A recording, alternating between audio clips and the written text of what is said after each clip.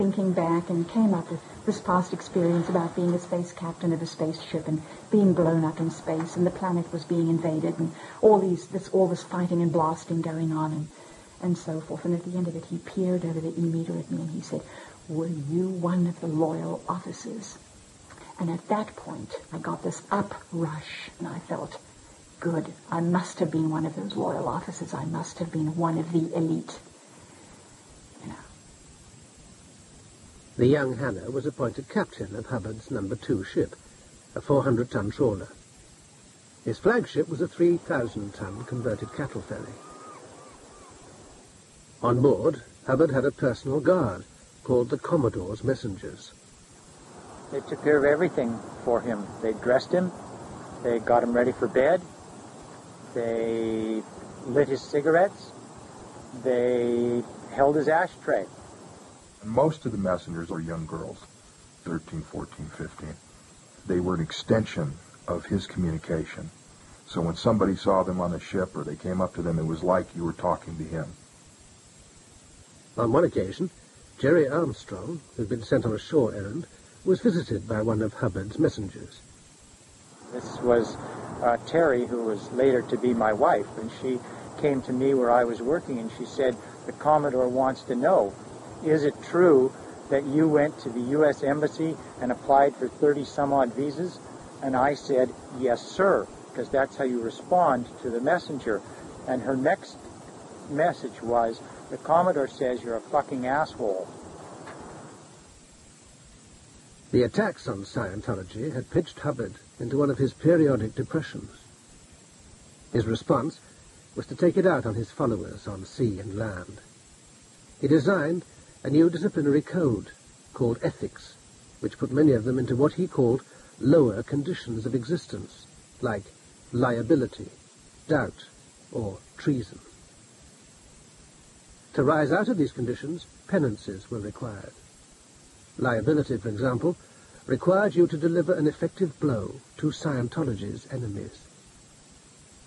Everybody was supposedly in these lower conditions, which is quite astonishing because everybody really loved Ron and wanted to contribute to having whatever his dreams might be come true.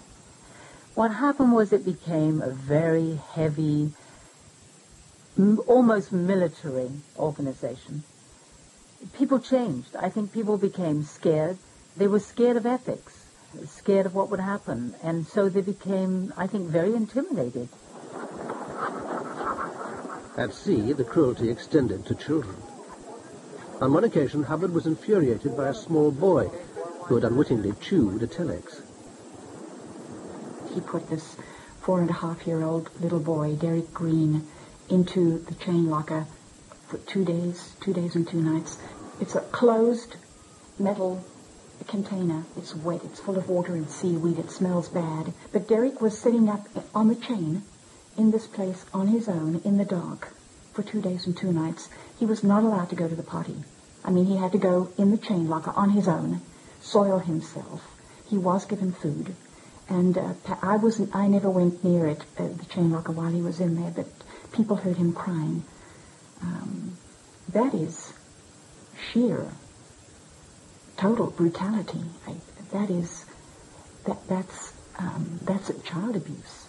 People were in awe of him, and people were frightened of him. He was the boss. He was the dictator. He could order anyone to do anything on board. He was ruthless. He could be, at times, charming, but he could also be very belligerent, and he could also be very uncaring and cruel.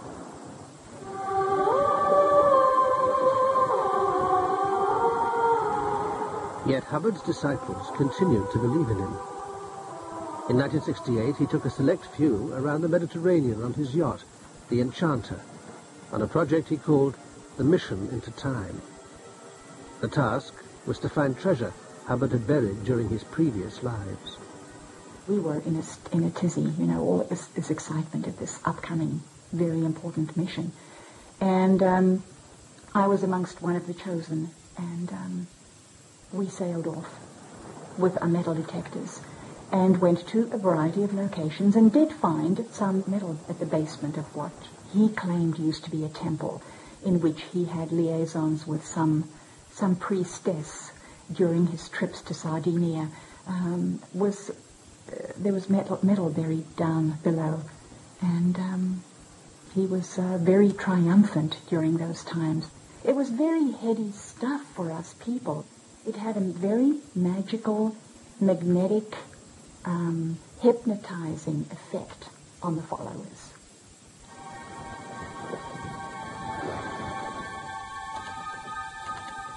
Hubbard was also engaged on a further great expansion of Scientology. Once a Scientologist reached the state of clear, he became an operating thetan, or OT. Hubbard now designed a series of secret OT levels.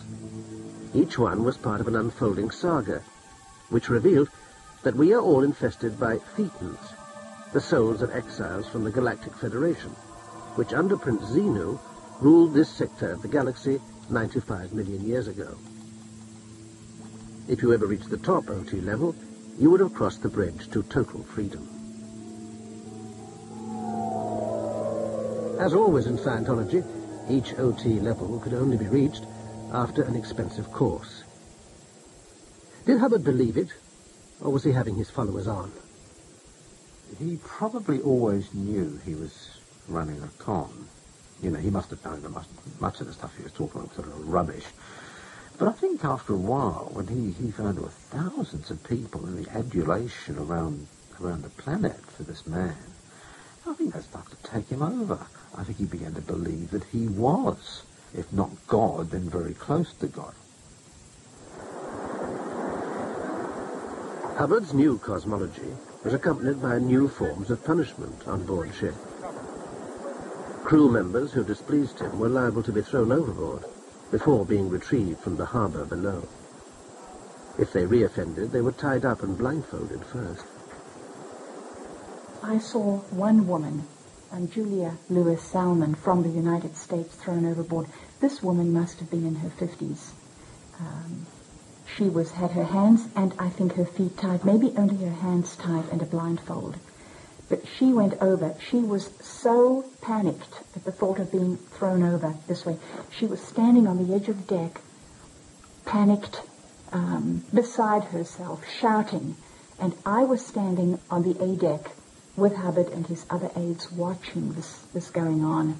And Julia didn't jump over. She had to be pushed over because she was incapable. She was in such a fit. He saw everyone suspiciously and assumed everyone was intentionally attacking him.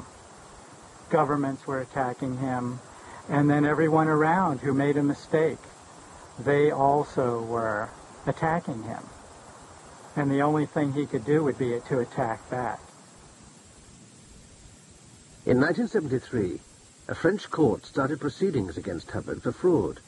He had left his ship, which was berthed in Morocco, and went to live in hiding in New York, where he was looked after by Jim Denkelsey. To turn the tables on his enemies, he devised a bizarre plan called Snow White. Its stated aim was to correct false reports about Scientology. It led to Scientology members infiltrating government departments. Hubbard even issued a reading list for learning the black arts of espionage. He believed that there was an international cabal that was in control of the attack on him around the world, as well as the attacks on various countries. And so Snow White was written to find this cabal, find all the connections between all these enemy groups, to expose them, to destroy them. It was done through infiltration. In some cases, it was done through burglary. It was just pure military intelligence. Having instigated Snow White, Hubbard rejoined his ship in the Canary Islands. There he had a serious motorbike accident. His mood dramatically worsened. This was his period, which I call the pouting, the crying, the mad period, where he would cry and throw things against the wall, the bulkheads, and pout and scream. But right toward the tail end of that, he created the RPF, the Rehabilitation Project Force. The RPF was yet another correctional regime.